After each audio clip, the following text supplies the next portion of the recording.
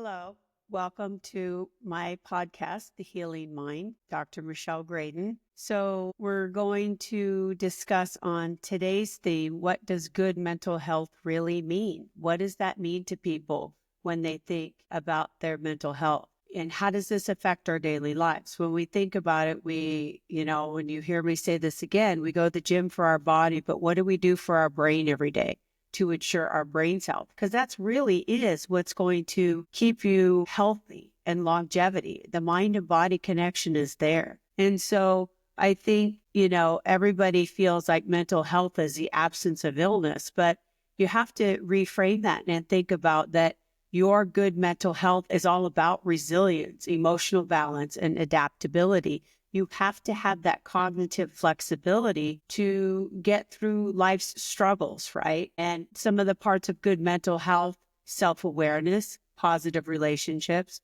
affecting coping mechanisms, and again, cognitive flexibility and problem solving. And that's how neuroplasticity ties into that, because neuroplasticity is part of what makes your brain healthy, getting your neurons to fire where you want to fire them and doing what you want them to do. So obviously diet, exercise, sleep, mindfulness affects brain function. All that stuff is always there. And those are, parts of the totality of keeping yourself healthy. And again, diet, exercise, that's always talked about how your lifestyle effects of substances, alcohol, marijuana, all kinds of external substances as well. But when we look at the neurons and how they fire, and we kind of know about the neuronal activity that changes in gratitude in your brain, the mindfulness, the meditation, all for your mental health to just be this total encapsulated event that's so good.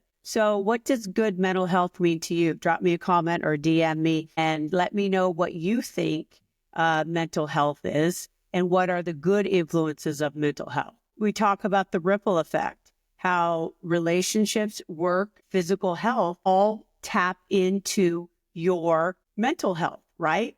So when you look at if you're in a health crisis, right, physically in your body, and it's very hard for you to find gratitude because you're in pain all the time. And it's very hard for you to stay positive and work on all of those things that I talk about doing. And I know that's a real struggle, but that's the time to do it. That's the time to find one shred of gratitude.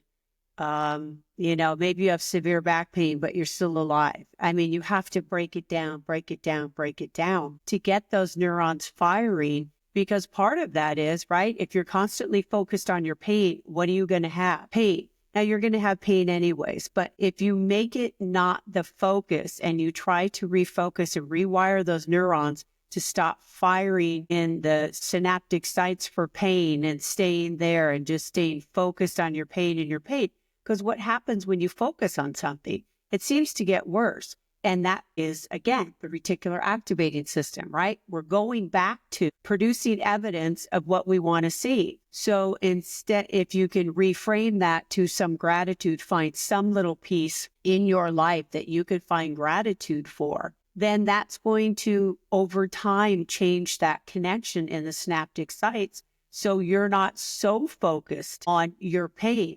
And that is kind of the issue. So chronic stress, anxiety, depression, they are all underlying conditions that inhibit your productivity and everything that you do in your life. If you're depressed, you're not having this great attitude towards life. You're not enjoying life. We call it anhedonia, but where there just nothing matters in your life. So if you can figure out how to look into your life for the gratitude, how to implement some of these other healing modalities, as well as the psychotherapy, that's kind of the big picture. That's kind of getting all aspects of it, which is only to your benefit.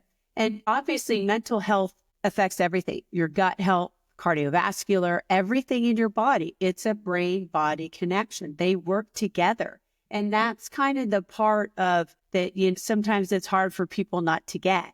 Like, well, why would that matter? And just really, if I could just highlight so many times how just changing your focus and changing your mental health outlook changes everything. Now, this isn't overnight. People will exercise. You'll exercise for 30 minutes a day. So take 15 minutes a day to exercise your brain and get yourself structured and ready for your day. And that's, part of my practice includes I have journals. I have faith-based journals and then daily journals and meditation journals. And part of that is when you write, you activate the reticular activating system in your brain. And that, again, forces you to look for things. Your brain wants to prove you right. So your brain is now looking for evidence of what you just told yourself. So when you're writing, you get a better picture of what you're telling yourself and how you're doing this. And, your mindset is just huge. You could talk to somebody for like 2 minutes and each one of the linguistics they come out with is, I never get anything. This just doesn't work. This just isn't going to work. And all of that self-talk, and that just goes right into your brain and sets that neuronal activity and sets the reticular activating system to show you evidence of that. And that's what you're always going to get. So your mindset is huge. Mindset plays this giant role in the neuroplasticity and kind of what I've talked about. So I think when you look at that, you have a better idea than why things seem to be so difficult for you sometimes. And with the statistics out there, 1 in 5 adults, 1 in 5 experience mental health issues in a given year, just a year. And the idea that strong people don't need therapy, that is absolutely not true. The people that are strong, the reason they're strong is they are mentally healthy. They didn't magically get mentally healthy. That's the other thing. A lot of people want to say, well, just watch a 5-minute reel on anxiety. My anxiety will be gone. No, your anxiety has to be dealt with through psychotherapy as well as the healing modalities, because you have to understand the underlying, I call it the underlying core issue that's manifesting into this anxiety. It's usually childhood stuff or messages that you've been told. When you think about it, you've been told a lot of things throughout your lifetime. You've been told who you are throughout your lifetime. Either you were told you're a good student, you're not so good in this, and you're not so good in this. Well, I'm kind of good in this. So part of the melding of the psychotherapy and the healing therapies is the psychotherapy is imperative to get through whatever that core issue is, because once you know it, once you understand it, it no longer controls you. You have the power now to say, I'm going to react, but you know what? That's not for me anymore. That's not my life. So I'm releasing that. And the repetition of saying that every time it comes up eradicates it. Now, that being said, it doesn't take that core response away. What it does is it modulates the time that you go into your hamster wheel from that core response. I'm no good. I'm no good. I'm not good at this. I'm not good at this. I'm not good at this. Well, if you change that to I'm really good at this, I'm really good at this, I'm really good at this, it changes the dynamic of your brain, number one, but it also changes the dynamic of how that situation gets interpreted now, right? So seeking psychotherapy is the best thing you can do. Obviously, it has to be with somebody that aligns with your goals. You have to be with somebody that you kind of connect with, that you feel like they understand you, that you have some type of connection with them. And that's huge, because I think if there's a disconnect, if you don't feel something like, oh yeah, I could work with this person, it's not going to work, because you're not going to be truthful and honest. And part of the most important part of psychotherapy is to be ready to sometimes walk around without your skin, because you're dealing with some very long-term core issues that have been there. But I can tell you that the time you spend in psychotherapy is so predictive, how you're going to come out on the other end. And having a psychotherapist that has that skill set, that is able to kind of blend the two places of healing therapies and the brain with psychotherapy, that's beautiful, because you're getting now all of the elements in your brain to keep yourself healthy, and then understanding that, yeah, it's going to take 15 minutes a day. You do your morning gratitude, you do your morning journaling, And then you do your evening gratitudes. You set your day and you set your night. And it's just kind of really is a magical thing that's so simplistic to do. However, you have to get to the core issues in psychotherapy to know what you're trying to resolve and what you're trying to release. Because when you write it, you have the ability to release it. Because now it's out into the universe. It's no longer yours. So you do have all these brain capabilities yourself. And that's kind of what I like to teach my patients is just like, you have all the answers. You just have to get to that. And sometimes it's hard to do. And the other myth that therapy is just for people like, oh, you have to go to therapy. Wow, there must be something really wrong for you. Instead of understanding that the people should go to psychotherapy for self-improvement, emotional resilience, reframing whatever isn't working for you. If you have anxiety, if you have depression, if you have all these things, that's because you're not taking care of your brain. It didn't come out of the sky. There's a reason for it. So what is not working in your life that you need to push through and release what doesn't serve you? And a lot of my patients are very high functioning because they want to know, why do I react to this? Why do I react to that? You know, all high functioning people have some type of therapeutic regimen in their life, whether I see this now on social media, the 5-minute, these are people that are up early in the morning, resetting their brains, resetting everything, telling themselves what they're going to do for their day, how their day is going to be fantastic.